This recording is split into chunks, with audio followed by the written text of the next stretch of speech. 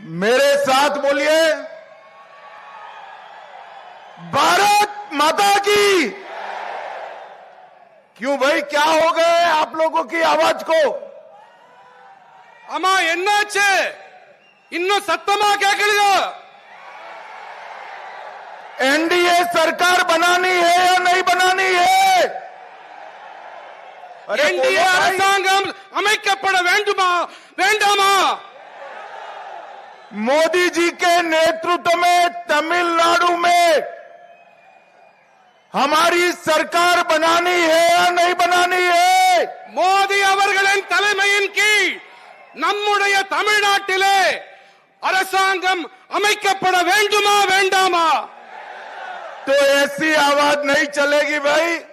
இந்த குரல்லாம் பத்தாது। सभी लोग हाथ उठाइए, जरा दोनों हाथ उठाइए, विजय के संकल्प की मुट्ठी बीजिए, உறுதியான உறுதிப்பாட்டை வெளிப்படுத்துங்கள், உங்கள் கைகளை உயரே உயர்த்துங்கள் और प्रचंड आवाज से बोलिए, உரத்த குரலில் முழக்கம் செய்யுங்கள், भारत माता की वंदे वंदे वंदे। मंच पर उपस्थित भारतीय जनता पार्टी के प्रदेश अध्यक्ष श्रीमान नयनार नागेंद्र जी, भारतीय जनता पार्टी के वरिष्ठ नेता के अन्नामलाई जी, तमिलनाडु चुनाव के प्रभारी और भारत के कॉमर्स मिनिस्टर श्री पीयूष गोयल जी, डॉक्टर एल मुरुगन जी, श्री एन रामचंद्रन जी, और आज इतनी बड़ी संख्या में आए हुए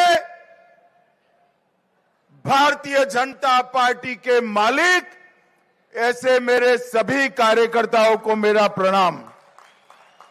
மேடையிலே வீற்றிருக்கின்ற தமிழ்நாடு பாரதிய ஜனதா கட்சியின் தலைவர் நயினார் நாகேந்திரன் அவர்களே। भाई नाम मत बोलिए, आप सीधा अंत में जो मैं बोला ना वो बोल दीजिए। பாரதிய ஜனதா கட்சியின் காவலர்களாகவும் சிப்பாய்களாகவும் இருக்கின்ற என் அருமை பாரதிய ஜனதா கட்சி தொண்டர்களே, உங்கள் அனைவருக்கும் என்னுடைய நல்வணக்கங்கள்। सबसे पहले मैं महान तमिल भाषा में आपसे बात नहीं कर सकता हूं, इसलिए हाथ जोड़कर आपसे माफी मांगता हूं। இந்த மாபெரும் மகத்தான தொன்மையான தமிழ் மொழியிலே என்னால் உரையாற்ற முடியவில்லை, அதற்காக உங்கள் அனைவரிடமும் நான் மன்னிப்பு கோருகிறேன்। मैं तमिलनाडु की इस पावन पवित्र भूमि को प्रणाम कर कर मेरी बात की शुरुआत करता हूं। தமிழ்நாட்டின் இந்த புனிதமான மண்ணுக்கு நான் என்னுடைய நல் வணக்கங்களை தெரிவித்துக் கொண்டு என்னுடைய உரையை துவங்குகின்றேன்। यही भूमि के म्यांमार, अलवार और सिद्धर जैसे महान विद्वानों को प्रणाम कर कर मेरी बात की शुरुआत करता हूं। இந்த மண்ணுக்கே உரித்தான ஆழ்வார்கள், நாயன்மார்கள், சித்த புருஷர்கள் அவர்களுக்கு நான் தலை வணங்கி என்னுடைய உரையை துவங்குகின்றேன்।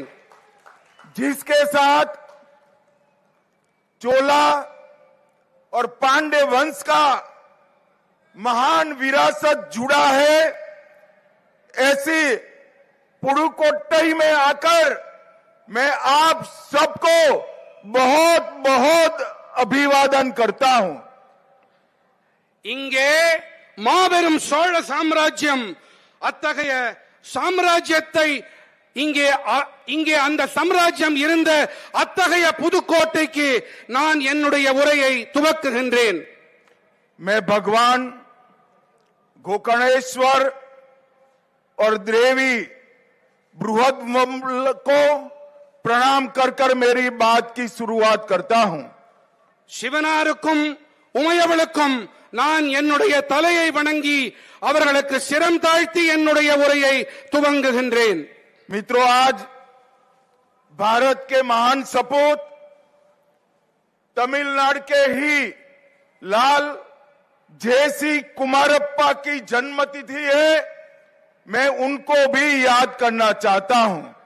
தமிழ்நாட்டின் மகத்தான புதல்வன் இந்த மண்ணின் மைந்தன் ஜேசி குமரப்பா அவர்களுக்கும் அவர்களுடைய பிறந்த நாளை ஒட்டி நான் என் நினைவலைகளை சமர்ப்பிக்கின்றேன். मित्रों, आज हमारे प्रदेश अध्यक्ष नयनार नागेंद्र जी की यात्रा का समारोह है. ये समारोह में आए हुए सभी कार्यकर्ताओं को मैं विश्वास दिलाना चाहता हूं कि अप्रैल 2026 में तमिलनाडु में एनडीए की सरकार बनने जा रही है. தமிழகம் தலை நிமிர தமிழனின் பயணம். இந்த பயணத்தை மேற்கொண்ட தமிழ்நாடு பாரதிய ஜனதா கட்சியின் தலைவர் நயினார் நாகேந்திரன் அவர்கள் இந்த நிறைவு விழாவுக்கு ஏற்பாடு செய்திருக்கிறார். இந்த நிறைவு விழாவிலே நான் ஒரு விஷயத்தை கூறிக்கொள்ள விரும்புகிறேன். ஏப்ரல் மாதம் 2026 தேதி இங்கே தமிழ்நாட்டிலே பாரதிய ஜனதா கட்சியின் என்டிஏ தலைமையிலான இங்கே ஆட்சி மலரும். मित्रों, मैं आज इस विराट सभा के माध्यम से तमिलनाडु की जनता का भी आह्वान करना चाहता हूं कि आइए नरेंद्र मोदी जी के नेतृत्व में भारत की विकास यात्रा में हम हमारे तमिलनाडु को भी जोड़ दें. இங்கே இந்த மாபெரும் அவையின் வாயிலாக நான் தமிழ்நாட்டைச் சேர்ந்த மக்களுக்கும் அறைகூவல் விடுக்கிறேன். வாருங்கள், மாண்புமிகு பாரத பிரதமர் நரேந்திர மோடி அவர்களின் தலைமையின் கீழ் நாம் அணிவகுப்போம். பாரதத்தின் வளர்ச்சி பாதையிலே, வளர்ச்சி பயணத்திலே இந்த பயணம் நிறைவு பயணத்தின் வாயிலாக நாம் அதில் பங்கு பெறுவோம். मित्रों, इस यात्रा ने 12 अक्टूबर से आज तक लगभग पूरे तमिलनाडु में जनसंपर्क के कार्यक्रम किए हैं.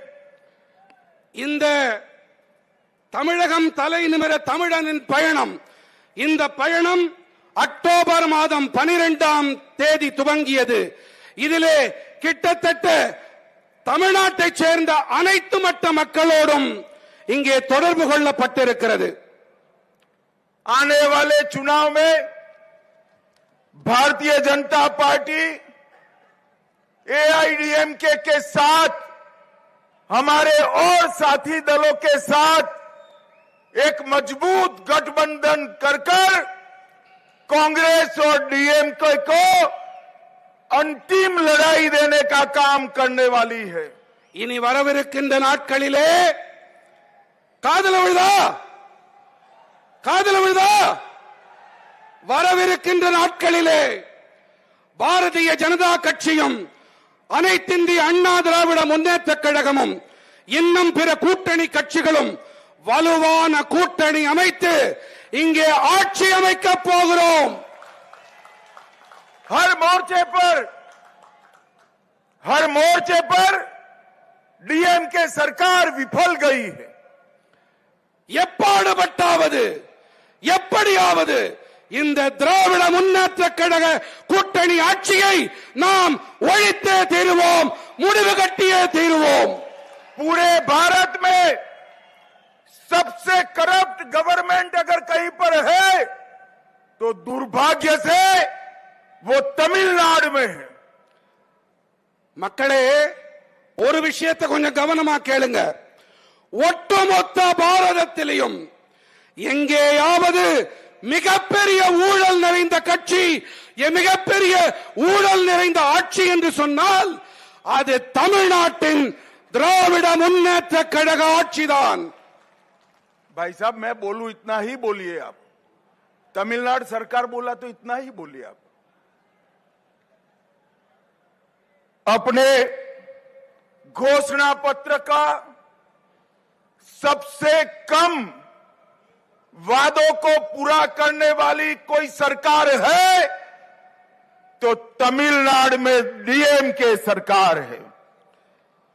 தேர்தல் அறிக்கையிலே மிக குறைவான அளவு வாக்குறுதிகளை நிறைவேற்றி இருக்கிற கட்சி என்றால் அது திராவிட முன்னேற்ற கழகத்தின் இந்த ஆட்சிதான். तमिलनाडु के अंदर तमिलनाडु के माताओं बहनों की कोई सुरक्षा की गारंटी नहीं है. தமிழ்நாட்டிலே தாய்மார்கள் சகோதரிமார்களுக்கு எந்தவித பாதுகாப்பும் இன்று இல்லை.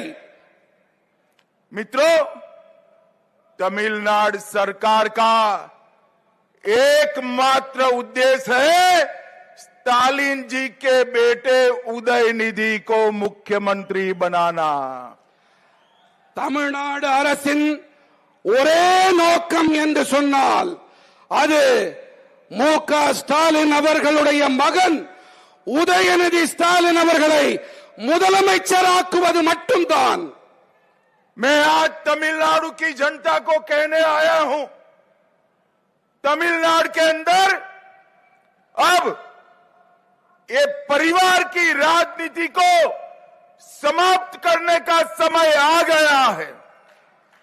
தமிழ்நாட்டின் மக்களிடம் நான் ஒன்றை கூறிக்கொள்ள விரும்புகிறேன். ஒரு குடும்ப ஆட்சி அதற்கு முடிவு கட்டியே தீர வேண்டும். அதற்கான நேரம் வந்துவிட்டது. पहले करुणानिधि जी, फिर स्टालिन जी और अब उदयनिधि. स्टालिन बाबू, आपका ये स्वप्न पूरा नहीं होने वाला है. முதலிலே கருணாநிதி அவர்கள், பிறகு மு.க. ஸ்டாலின் அவர்கள், பிறகு உதயநிதி ஸ்டாலின் என்று திட்டம் போடுகிறீர்களே. ஸ்டாலின் அவர்களே, உங்களுடைய கனவு மெய்யாகாது. मित्रों, इस बार दीवार पर लिखा हुआ मैं पढ़ पाता हूं कि अप्रैल 2026 में तमिलनाडु में एनडीए सरकार बनने जा रही है. மக்களே, இந்த முறை சுவற்றிலே தெளிவாக இந்த சித்திரம் காணப்படுகிறது. 2026 கண்டிப்பாக என்டிஏ தேசிய ஜனநாயக கூட்டணியின் ஆட்சிதான் அமையப் போகின்றது. एआईएडीएमके और भारतीय जनता पार्टी का अलायंस नेचुरल अलायंस है. அகில இந்திய அண்ணா திராவிட முன்னேற்ற கழகம், பாரதிய ஜனதா கட்சி, இந்த கூட்டணி இது ஒரு வெற்றி கூட்டணி. हम 1998 में साथ में चुनाव लड़े.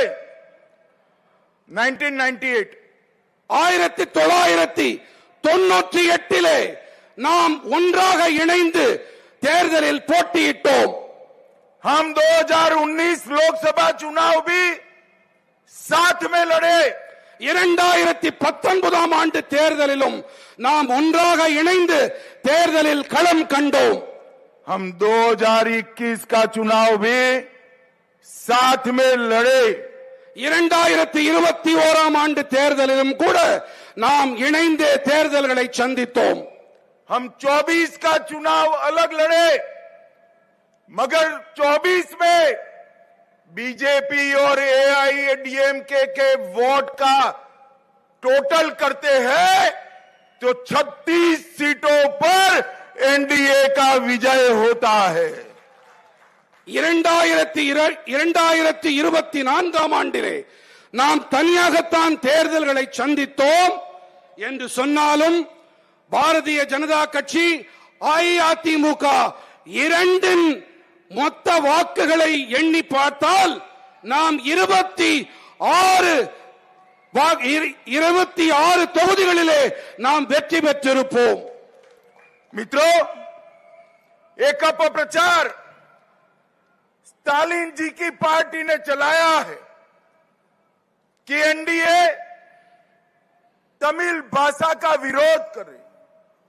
मैं आज तमिलनाडु की जनता को बताना चाहता हूं कि आईएएस आईपीएस के एग्जामिनेशन में सबसे पहले तमिल भाषा में एग्जाम लेने की शुरुआत नरेंद्र मोदी जी ने कराई. ஸ்டாலின் அவர்கள் என்ன பரப்புரை செய்கிறார் என்று சொன்னால், என்டிஏ அரசாங்கம் நம்முடைய தொன்மையான தமிழுக்கு எதிரானது என்று பரப்புரை அவர் செய்து வருகின்றார். ஆனால் நமது என்டிஏ அரசாங்கம் ஐஏஎஸ் ஐபிஎஸ் தேர்வுகளிலே இந்த அரசாங்கம் தான் முதன்முறையாக தமிழை அறிமுகம் செய்திருக்கிறது. तमिलनाडु के रेलवे स्टेशनों पर तमिल भाषा में घोषणा करने का काम भी नरेंद्र मोदी जी ने करवाया. நம்முடைய ரயில் நிலையங்களிலே தமிழிலே அறிவிப்பு செய்வது என்பதையும் நம்முடைய மோடிஜி அவர்கள் தான் செய்திருக்கின்றார். बनारस हिंदू विश्वविद्यालय में तमिल पढ़ने के लिए सुब्रमण्यम भारती चेयर की शुरुआत नरेंद्र मोदी जी ने की. வாராணசியிலே BHU அந்த பல்கலைக்கழகத்திலே தமிழிலே பாரதியின் பெயரால் ஒரு இருக்கை அமைத்திருக்கின்றார் நம்முடைய மாண்புமிகு பாரத பிரதமர் நரேந்திர மோடி அவர்கள். महान ग्रंथ तिरुकुरल का भारत की 13 भाषाओं में अनुवाद नरेंद्र मोदी जी ने कराया. நம்முடைய மகத்தான வேதமான திருக்குறளை தமிழ் பாரத நாட்டின் 13 மொழிகளிலே மொழியாக்கம் செய்வித்திருக்கிறார் மாண்புமிகு பாரத பிரதமர் நரேந்திர மோடி அவர்கள். मेडिकल और इंजीनियरिंग की परीक्षाएं तमिल भाषा में लेने की शुरुआत नरेंद्र मोदी जी ने कराई. தேர்வுகளை தமிழிலே எதிர்கொள்ளக்கூடிய வசதிகளை ஏற்படுத்தி கொடுத்திருக்கிறார் மாண்புமிகு பாரத பிரதமர் நரேந்திர மோடி அவர்கள். भारत सरकार ने फिजी में तमिल भाषा में शिक्षण कार्यक्रम की शुरुआत कराई. நம்முடைய பாரத அரசு பிஜி தீவுகளிலே தமிழை கற்பிப்பதற்காகவும் தமிழை கற்றுக்கொள்வதற்காகவும் வசதி வாய்ப்புகளை ஏற்படுத்தி அமைத்துக் கொடுத்திருக்கின்றது. और महान सेंगोल को इतने सालों से कांग्रेस डीएमके ने एक म्यूजियम में रखा था. नरेंद्र मोदी जी ने सेंगोल को पार्लियामेंट में स्थापित करने का काम किया. மாபெரும் மகத்தான செங்கோலினை இத்தனை ஆண்டு காலம் காங்கிரஸ் மற்றும் திராவிட முன்னேற்ற கழகம் அவர்கள் அருங்காட்சியகத்திலே வைத்து பாதுகாத்திருந்தார்கள். ஆனால் நம்முடைய பாரத பிரதமர் மாண்புமிகு நரேந்திர மோடி அவர்கள்தான் அதனை இன்று நாடாளுமன்றத்திலே வைத்து அழகு பார்க்கிறார். अभी अभी भारत के उपराष्ट्रपति पद पर हमारे श्रीमान राधाकृष्णन जी को चुनकर लाने का काम भी बीजेपी और नरेंद्र मोदी जी ने किया. நம்முடைய துணை குடியரசுத் தலைவராக தமிழரான சிபி ராதாகிருஷ்ணன் அவர்களையும் பதவியில் அமர்த்தி அழகு பார்த்திருக்கிறார் நம்முடைய பாரத பிரதமர் மாண்புமிகு நரேந்திர மோடி அவர்கள். भाइयों बहनों, एडीएम के सरकार भ्रष्टाचार का पर्याय बन चुकी है. சகோதர சகோதரிகளே, இந்த திராவிட முன்னேற்ற கழக அரசும் ஊழலுக்கான எடுத்துக்காட்டு, ஊழலுக்கான அடையாளம் என்றாகிவிட்டது. उनके एक मंत्री जेल में जाने के बाद भी 243 डेज तक उनको मंत्री पद पर बिठाए रखा. அவர்களுடைய ஒரு அமைச்சர் சிறைச்சாலைக்கு சென்ற பிறகும் கூட சற்றேறக்குறைய 248 நாட்கள் வரை அவர் அமைச்சராக தொடர்ந்தார். भाइयों बहनों, एक नेता का नाम कैश फॉर जॉब घोटाले में आया है. Cash for job scam. ஒரு தலைவருடைய பெயர் எந்த அளவுக்கு அவப்பெயராகி இருக்கின்றது என்றால், பணம் வாங்கிக் கொண்டார் என்ற ஊழலிலே அவர் சிக்கி இருக்கின்றார். एक नेता का नाम मनी लॉन्ड्रिंग के स्कैम में आया है. மணி லாண்டரிங் என்று சொல்லக்கூடிய கருப்பு பணத்தை வெள்ளையாக்கக்கூடிய ஒரு செயல்பாட்டிலும் ஒரு தலைவரின் பெயர் அடிபடுகிறது. एक नेता का नाम रेत खनन के घोटाले में स्कैम में आया है.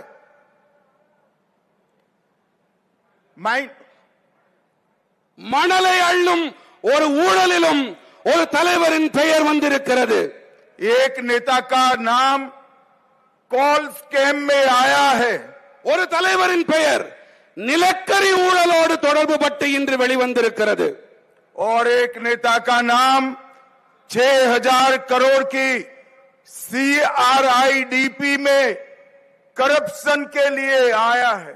ஒரு தலைவருடைய பெயர் 6000 கோடி ரூபாய் CRIDP இதிலே தொடர்புபடுத்தி இன்று வெளியாகி இருக்கிறது. भाइयों बहनों, इतने सारे करप्ट मिनिस्टर की फौज लेकर तमिलनाडु का विकास हो सकता है क्या? कभी नहीं हो सकता.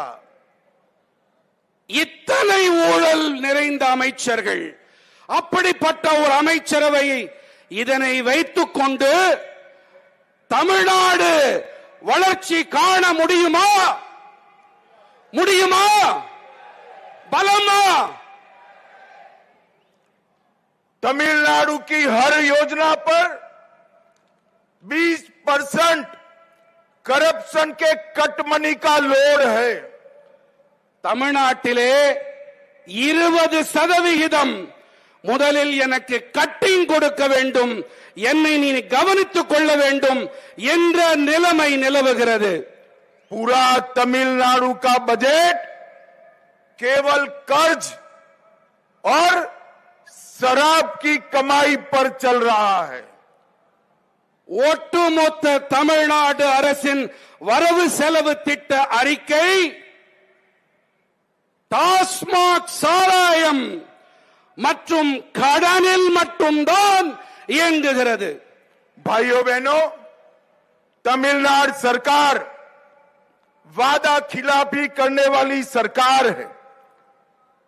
इनके शासन में कर्मचारी भी सड़क पर आने के लिए मजबूर हुए हैं. சகோதர சகோதரிகளே, தமிழ்நாடு அரசாங்கம் எத்தனை மோசமானது என்று சொன்னால், அரசு ஊழியர்கள் தெருவில் இறங்கி போராடக்கூடிய ஒரு அவல நிலைமை நிலவுகிறது. जब सफाई कर्मचारी प्रदर्शन करते हैं, उन पर लाठियां चलाई जाती है. துப்புரவு பணியாளர்கள் போராட்டத்திலே ஈடுபட்டால் அவர்கள் மீது தடியடி நடத்தப்படுகின்றது. स्कूल शिक्षक रोड पर आते हैं तो 1300 महिला शिक्षिका को जेल में डाल दिया जाता है. ஆசிரிய பெருமக்கள் அவர்கள் தெருவில் இறங்கி போராடக்கூடிய கட்டாயத்திற்கு உள்ளாக்கப்படுகின்றார்கள்.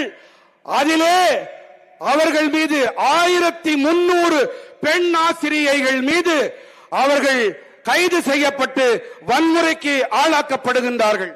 Nurse, community health officer, anganwadi worker protest करते हैं तो 600 नर्सों को जेल में डालने का काम होता है.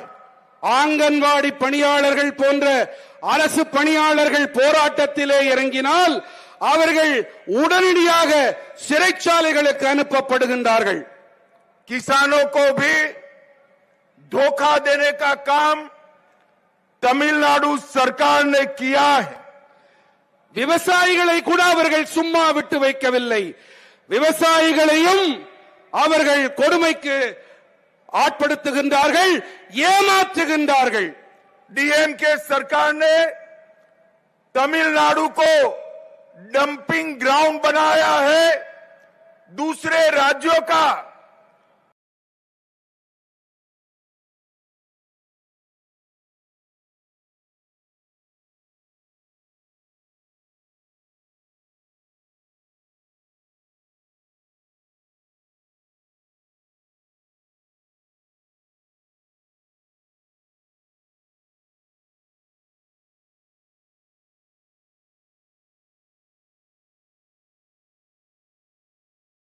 तमिलनाडु में हिंदू आस्था के, हिंदुओं के विश्वास के अपमान का सिलसिला इन्होंने चलाकर रखा है. தமிழ்நாட்டிலே இந்துக்களுக்கும் சரி, அவர்களுடைய சமய நம்பிக்கைகளுக்கும் சரி,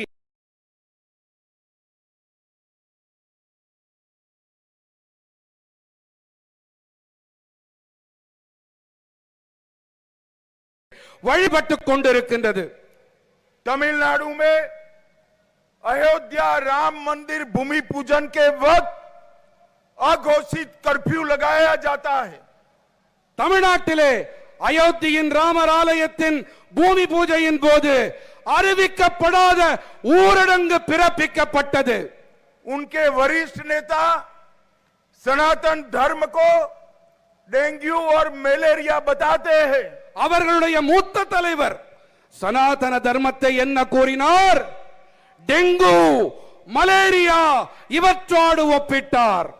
हिंदुओं के प्रोसेशन पर स्टे लगा दिया जाता है. இந்துக்களின் ஊர்வலங்கள் என்றால் அதற்கு தடை விதிக்கப்படுகின்றது. हिंदुओं के मूर्ति विसर्जन पर भी स्टे लगाने का काम डीएमके सरकार करती है. நம்முடைய மூர்த்திகளை, நம்முடைய திருவுருவங்களை நாம் கடலிலே ஆற்றிலே சென்று கரைப்பதற்கு கூட தடைகள் விதிக்கப்படுகின்றன. मैं स्टालिन जी को कहना चाहता हूं, हमारे संविधान की मर्यादाओं को आपने हिंदू समाज पर अत्याचार कर कर तोड़ने का काम किया है. நான் ஸ்டாலின் அவர்களுக்கு ஒன்றை கூற விரும்புகின்றேன். நம்முடைய அரசியல் சட்டத்தின் மாண்பினை குலைத்திருக்கிறீர்கள். இந்துக்களின் சமய உரிமைகளை பறித்திருக்கின்றீர்கள். भाइयों बहनों, मोदी जी की सरकार ने तमिलनाडु में कई बड़े बड़े इंफ्रास्ट्रक्चर प्रोजेक्ट दिए हैं. நம்முடைய மதிப்பிற்குரிய பாரத பிரதமர் நரேந்திர மோடி அவர்களின் அரசு தமிழ்நாட்டிற்கு பல பல கட்டமைப்பு திட்டங்களை அறிவித்திருக்கின்றது, செயல்படுத்துவதற்காக அதை அறிவித்திருக்கின்றது. 2004 से 14 तक जिसमें डीएमके भी केंद्र में हिस्सेदार था, तमिलनाडु को केवल 1,53,000 रुपीस मिले थे. 2004 ஆண்டு முதல் 2014 ஆண்டு வரை யார் மத்தியிலே ஆட்சி செய்தார்களோ அவர்கள் மூலமாக தமிழ்நாடு मैं पूरी लिस्ट लेकर आया हूं. நான் பட்டியல் முழுவதையும் கொண்டு வந்திருக்கிறேன். 2004 से 14 में 1,53,000 करोड़ के सामने नरेंद्र मोदी जी ने 2014 से 24 में 11 लाख करोड़ रुपीस देने का काम किया है. ஒரு ஒப்பீடு செய்வோமா? ஒப்பீடு செய்யலாமா? 2004 முதல் 2014 வரை 1,00,00,000 கோடி 53,000 ஒரு பக்கம், 2014 முதல் 2024 மாண்புமிகு பாரத பிரதமர் நரேந்திர மோடி அவர்கள் தமிழ்நாட்டிற்கு கொடுத்திருக்கக்கூடிய தொகை 11 லட்சம் கோடி. मित्रों, 2024 से नरेंद्र मोदी जी के नेतृत्व में एनडीए की एक प्रचंड विजय यात्रा चल रही है. 2024 துவங்கி மோடி அரசு மாபெரும் வெற்றி பயணத்தை தொடர்ந்து நடத்தி கொண்டு வருகின்றது. 2024 में हमारे नेता नरेंद्र मोदी जी तीसरी बार प्रधानमंत्री बने. 2024 ஆண்டு நமக்கு மிகவும் பிரியமான நரேந்திர மோடி அவர்கள் மூன்றாவது முறையாக நாட்டின் பிரதமராக பொறுப்பெடுத்துக் கொண்டார். 2024 में ओडिशा में पहली बार बीजेपी सरकार बनी. 2024 ஆண்டிலே முதன்முறையாக ஒரிசாவிலே நம்முடைய பாரதிய ஜனதா கட்சி ஆட்சி அமைத்தது. 2024 में ही आंध्र प्रदेश में एनडीए की सरकार बनी. 2024 கூட ஆந்திர பிரதேசத்திலே என்டிஏ அரசினுடைய அரசாங்கம் அங்கே அமைக்கப்பட்டது. 2025 में हरियाणा में तीसरी बार भारतीय जनता पार्टी की सरकार बनी. 2025 ஹரியானாவிலே மூன்றாவது முறையாக பாரதிய ஜனதா கட்சி ஆட்சியை பிடித்தது. 2025 में तीसरी बार महाराष्ट्र में भारतीय जनता पार्टी और एनडीए की सरकार बनी. அதே போல 2025 ஆண்டிலே மகாராஷ்டிரத்திலே பாரதிய ஜனதா கட்சி என்டிஏ கூட்டணி மூன்றாவது முறையாக ஆட்சியை பிடித்தது. 2025 में 27 साल बाद दिल्ली में हमारी सरकार बनी. 2025 ஆண்டிலே 27 ஆண்டுகளுக்கு பிறகு மாநகர் தில்லியிலே பாரதிய ஜனதா கட்சி ஆட்சி அமைத்தது. हमने बिहार में 2025 में इंडी अलायंस का सुपड़ा साफ कर दिया. 2025 பீகார் மாநிலத்திலே இண்டி கூட்டணி மண்ணை கவ்வியது. और भाइयों और बहनों, अब बारी है तमिलनाडु और बंगाल की. நண்பர்களே, முக்கியமா கேளுங்க.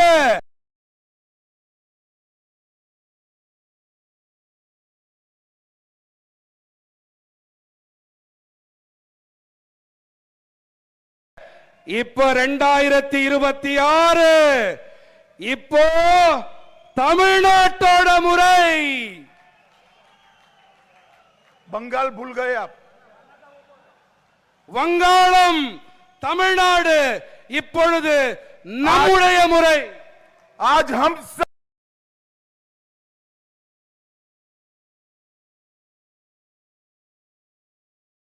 सबने इस कार्यकर्ता महासंगम से एक संकल्प लेकर जाना है. இங்கே இந்த அவையிலே இங்கே குழுமி இருக்கக்கூடிய நம்முடைய காரியகர்த்தர்கள் ஒரு உறுதிப்பாட்டை மேற்கொண்டு நாம் இங்கிருந்து பயணிக்க வேண்டும். 2024 और 25 भारतीय जनता पार्टी के विजय के साल रहा. 2026 में तमिलनाडु और बंगाल में प्रचंड बहुमत से एनडीए की सरकार बनानी है. 2024-25 நாடு முழுமையும் பாரதிய ஜனதா கட்சியோடு பயணித்தது. 2026 மேற்கு வங்கம் மற்றும் தமிழ்நாடு இங்கே நாம் பெரும்பான்மையை பெற வேண்டும். भाइयों बहनों, मुझे बताइए, आप सभी लोग इसके लिए तैयार है क्या? சகோதர சகோதரிகளே, என்னிடம் ஒன்றை கூறுங்கள், வாக்களியுங்கள். இதற்கு நீங்கள் அனைவரும் தயாரா? உரக்க சொல்லுங்கள். இன்னும் ஜாஸ்தி. ஜார்ஜ் கோட்டையை எட்ட வேண்டும். मेरे साथ दोनों हाथ उठाइए, उठाइए जरा दोनों हाथ।